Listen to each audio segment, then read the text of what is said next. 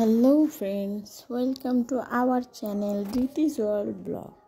তো দেখতেই পাচ্ছ আমরা কোনো এক জায়গায় যাব, সেটা অবশ্যই তোমরা থাম্বনেল দেখে থাম্বনেল ফটো দেখে জেনেই গেছো। তো দিতিসোনা রেডি, আমিও রেডি, দেখতেই পাচ্ছ। তো দিতিসোনা মামার বাড়ি এসছে, এটা দিতিসোনার মামার বাড়ি, এটা দাদু বসে আছে, দিতিসোনার পাপাও রেডি, সবাই রেডি। তো আমরা এখন বেরোবো। তো এখন আমরা বেরোচ্ছি। তো আমরা এখন এখান থেকে প্রথমে বাইকে যাব, আমরা তিনজনেই যাব, আর কেউ যাচ্ছে না, সবার নাকি বাড়িতে খুব কাজ আছে। তো আমরা যাচ্ছি এখন। তো আমি দিতিসোনাকে বলছি আমার কাছে এসো রোদের থেকে, ও আমার কথা শুনছে না। আমি ছায়ায় দাঁড়িয়ে রয়েছি, ও ওখানেই দাঁড়িয়ে রয়েছে। তো তোমরা অবশ্যই বলো দিতিসোনাকে কেমন লাগছে, আর তোমাদের কেমন লাগে অবশ্যই কমেন্ট করে জানিও। তো আমরা এখন বেরোবো। দিতিসোনাকে বারবার করে বলছি আমার কাছে এসো, আমার কাছে এসো, ও শুনছে না। বাইরেটা খুবই রোদ, কিন্তু খুব গরম নেই, কিন্তু প্রচণ্ড রোদ এটি। তো আমরা এখন বেরিয়ে পড়েছি, দেখতেই পাচ্ছ। আমরা বাইক থেকে নেমে এখন বাইকটা পার্কিং করে এসেছি। এখন আমরা যাচ্ছি টোটো ধরবো বলে, টোটো না, আমরা এখন ফেরিঘাট ওপার হব লঞ্চে করে, লঞ্চে। আমরা এখান থেকে এইটুকু হেঁটে যেতে হবে, বেশিক্ষণ না, 5 মিনিট হাঁটলেই। তো আমরা এখানে লঞ্চের টিকিট কাটছে, দিতিসোনার বাবা লঞ্চের টিকিট কাটছে, আমরা পেছনে দাঁড়িয়ে আছি। লঞ্চের টিকিট কাটা হয়ে গেছে, আমরা এখন যাচ্ছি।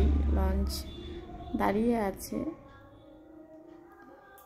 সবাই লাইনে, দেখো সবাই যাচ্ছে, আমরাও যাচ্ছি। লঞ্চ ধরবো, দেখা যাক পাওয়া যায় কিনা, হয়তো পেয়ে যাব। দেখতেই পাচ্ছ এপার থেকে দেখা যাচ্ছে পৃথিবীর সব থেকে বৃহত্তম মন্দির মায়াপুর গৌরগদাধর মন্দির। এখনও ওটা উদ্বোধন হয়নি, কিন্তু আমরা অনেক দিন যাবৎ আসা হয় না আমাদের, তাই জন্য আমরা দেখতে এসেছি। তো শোনা হওয়ার পরেও আমাদের যাওয়া হয়নি, তো আমরা লজে উঠে পড়েছি, দেখতেই পাচ্ছ। তো লঞ্চ ছেড়ে দিয়েছে, আমি বারবার লজ বলে দিচ্ছি, সরি সবাইকে, ভুল হয়ে যাচ্ছে আমার বলাটা। আর লঞ্চ, তো দেখো দিতিসোনা আমাদের ছেড়ে ও গিয়ে সামনে গিয়ে বলছে মা এটা জাহাজ, বলছে এটা জাহাজ, দেখো কত জল, দেখো কত সুন্দর। মন্দিরটা এতটাই বড় যে আমরা গঙ্গার এপার থেকে দেখতে পাচ্ছি মন্দিরটার মাথা। তো লঞ্চ ছেড়ে দিয়েছি, আমরা যাচ্ছি এখন।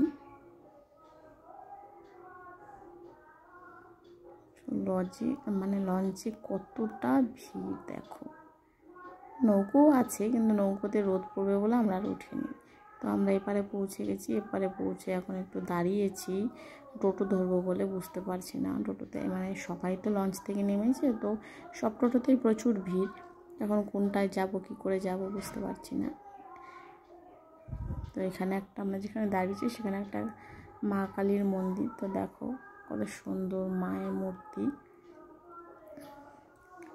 দেখো কত ভিড়। এখানে সব সময় এরকম ভিড় থাকে, আর সামনেই দোল আসছে, তখন তো খুব খুব ভিড় হবে, আর দোলে খুব বড় করে উৎসব হয় এখানে।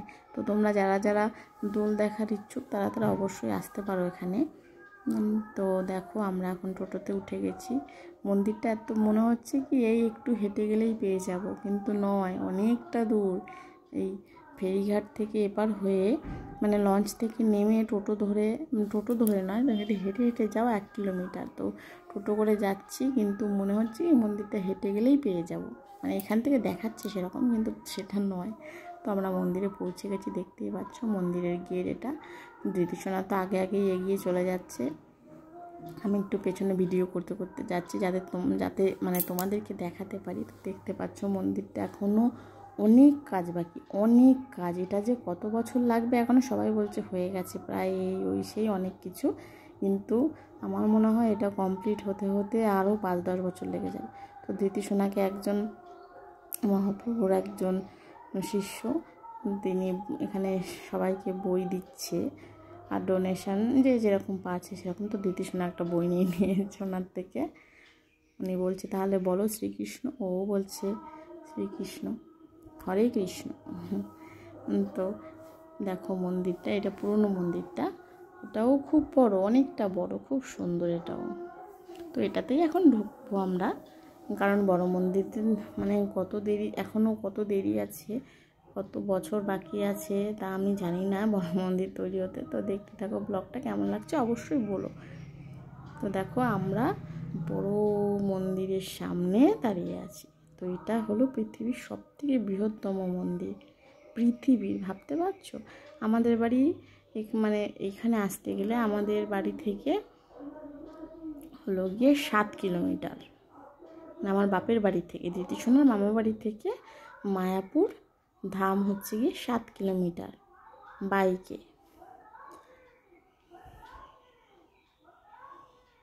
তো আমরা বাইকে করে এসেছিলাম। দেখো দিদি সোনা এরকমই সারাক্ষণ ছুটোছুটি করে বেড়াচ্ছে। এটা তো অনেক পরে নিয়েছি আমি ক্লিপটা।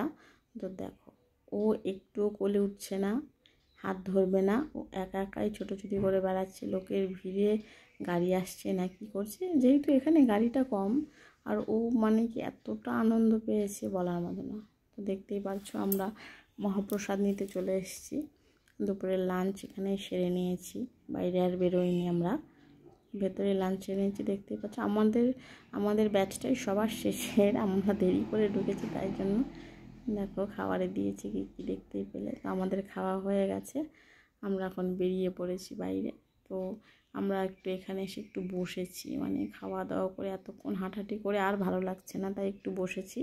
দেখো দিদি সোনা তো ওর আর কোনো ক্লান্তি নেই শরীরে, ও মানে কি এসে থেকে যেরকম এনার্জি ওর শরীরে সেরকমই রয়েছে, ও ফুল মাস্তিতে আছে। তো দেখো এইরকমই দৌড়ে যাচ্ছে সেই এসে থেকে। সকাল 11টার সময় আমরা বেরিয়েছি, তো এখন বাজে 2:30।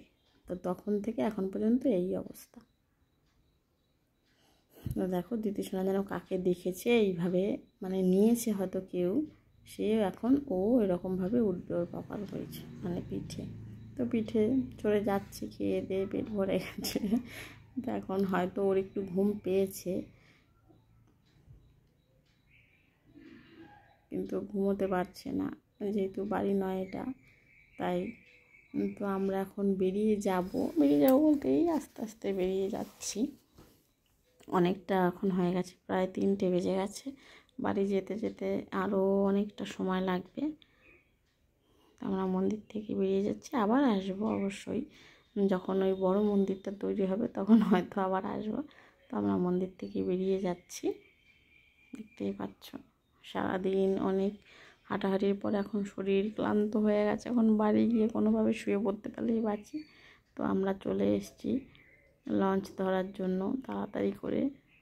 তো যা আমাদের লঞ্চটা বেরিয়ে গেল। তো আজকের ব্লগটা এইটুকুই। আর অবশ্যই বলো যে কীরকম লাগলো তোমাদের ব্লগটা, লাইক কমেন্ট শেয়ার করে দিও, আর সাবস্ক্রাইব করো, প্লিজ প্লিজ সাবস্ক্রাইব করে দিও। আর সবাই ভালো থেকো, সুস্থ থেকো। তো আজকের মতো ব্লগটা এইটুকুই, বাই বাই।